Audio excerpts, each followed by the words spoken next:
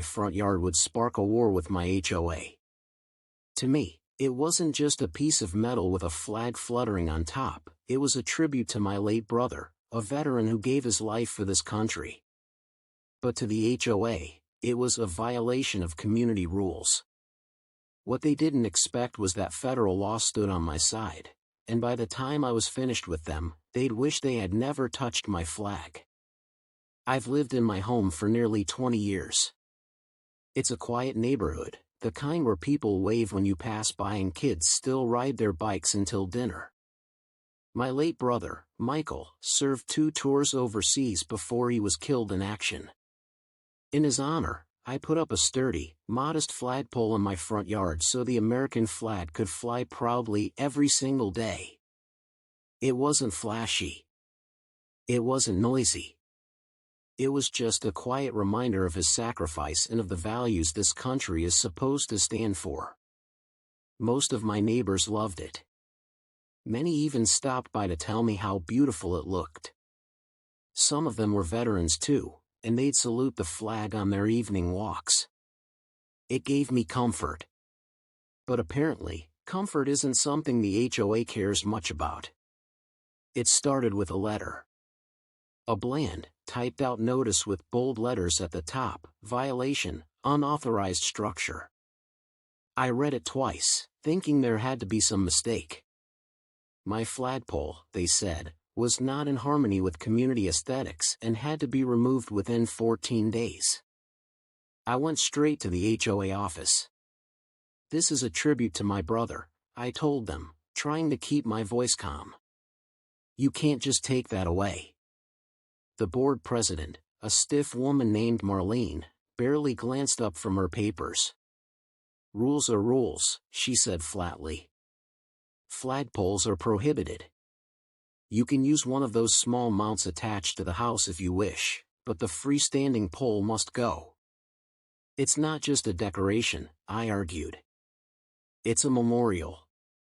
She looked at me like I was wasting her time. "Remove it or face daily fines. Those are your options." I walked out seething. 2 days later, another letter arrived, this time threatening $50 per day in penalties if I didn't comply. Then came the neighbors' whispers, fueled by the HOA's gossip. One man told me, "Heard you're causing trouble with the board. Just take it down, it's not worth the fight." But it was worth the fight. More than they realized. That night, I sat on my porch staring at the flag waving against the sunset. I thought about Michael, about his uniform folded neatly in my closet, and about the promise I made at his funeral, that I would never let his sacrifice be forgotten. If the HOA wanted a fight, they were going to get one. I began digging into laws, combing through veteran forums, and making phone calls. That's when I stumbled across something powerful, the Freedom to Display the American Flag Act of 2005. This federal law makes it illegal for HOAs or housing associations to ban homeowners from displaying the U.S. flag on their property.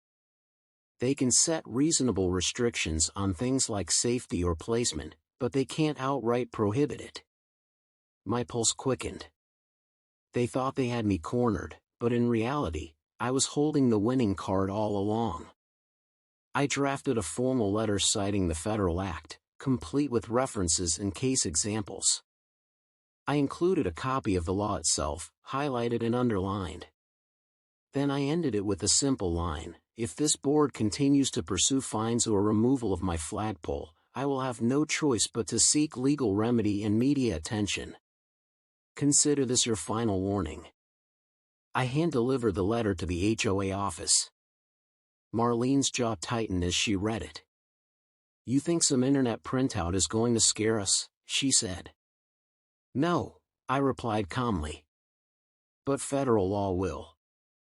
They doubled down, of course. 2 more fines showed up in my mailbox. By now, they claimed I owed nearly $300. Instead of paying, I contacted a local veterans association and explained the situation. They were furious. Within a week, I had half a dozen veterans at my doorstep offering their support.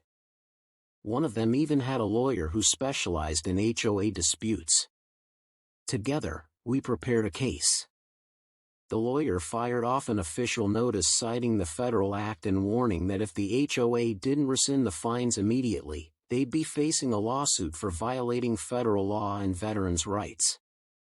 And to turn up the heat, the veterans group reached out to the local newspaper. Suddenly, a journalist was calling me for an interview. The story hit the press under the headline, "HOA orders veterans' family to remove flagpole despite federal law." The picture showed me standing beside the pole, flag waving in the background. The fallout was immediate.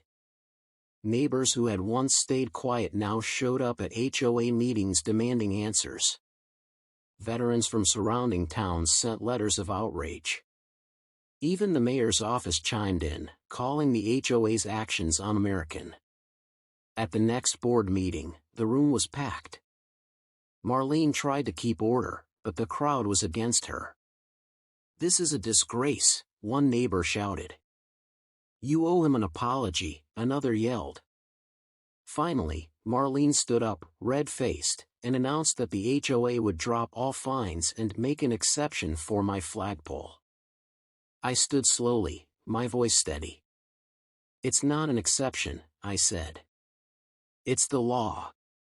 And maybe next time, you'll remember that before trying to bully people into submission." The room erupted in applause. For the first time in months, I felt peace again. Now, every morning when I raise the flag, I smile knowing that Michael's memory stands tall, not just in my yard, but in the hearts of my neighbors who now salute me. The HOA hasn't sent another notice since, and Marlene quietly stepped down a few months later. Justice doesn't always come quickly, but it comes when you stand firm. My brother fought for this flag. The least I could do was fight to keep it flying. And to everyone listening, if you've ever felt bullied by an HOA, remember, knowledge is power, and dignity always wins in the end. If you enjoyed this story and believe in standing up for what's right, I'd love for you to subscribe to the channel. We share powerful stories like this one every week, stories of justice, community, and dignity. Join us, and let's keep these voices alive together.